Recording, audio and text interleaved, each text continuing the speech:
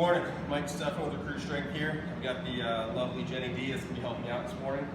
We are going to go over our rules for the bench press for our upcoming Deadlift For Diabetes Push press. We're using the typical rules that the federations like USPA, USAPL, RPS utilize for the bench press. However, we have a lot of lifters that haven't ever competed in these federations before or competed at all. So I wanted to go over the rules real quick so everybody understands what they are so they're not shocked the morning of the event. So we have our bench press set up, our competition bench press. Jenny's going to go ahead and lay down. First things first, we want to notice we have the rings that are on the bars. The rings is as wide as you can go on your grip. So as long as you have a finger on those rings, then you're within legal width there. As far as closeness goes, you can go as close as you want to go. I'm not going to limit you on that. But width-wise, you have to have a finger on the rings. That's as wide as you can go.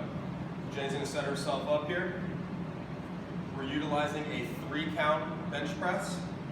So the way things are going to go, she's going to have herself set up. We're going to lift off for her. Once the spotter backs out of the way, she's going to get the command of start. Once she pauses, she's going to get the command of press. When she comes to the top, she's going to get the command of rack. So those are our 3 commands: start, press, rack. Each one of them is going to have a slight pause to it. When she gets the bar, like I said, she's going to hold it out in front of her. The spotter's going to get out of the way just enough so that the judge can see to give the start command. When she comes down, as soon as she makes it so that she's completely stopped motion, doesn't have to be like a 5-second pause, a 1-second pause, or even a half-second pause. It's when that motion stops, she'll get the command for press. Then she lifts it up. When she locks it completely out, she'll get the command for rack. Okay?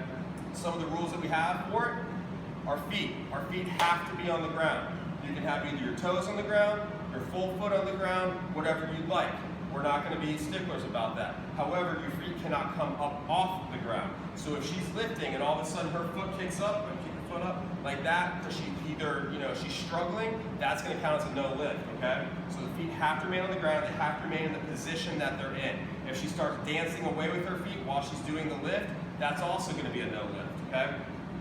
During the actual lift itself, if your butt comes off the bench at all, and we can see light underneath your butt, between your butt and the bench, that's going to be a no lift. Your butt has to remain on the bench, feet have to remain on the ground, and shoulders have to remain on the bench, okay? So a couple of the things that we have that will also lead to a no lift. If you're jacking, what's called jacking. So if she comes down with it, and she's struggling, and all of a sudden she gets one side up and the other side up, and she's going back and forth with it, that's called jacking. That's going to be a no lift as well. If you have one side that's coming up and then the other side kind of catches up, no problem. But when you have it where you're going back and forth, that's what we call jacking, okay? Another one we have is going to be any downward motion. So when she brings this bar down to her chest, she's stopped at this point. That's it. If I give her the press command and she lowers it back down,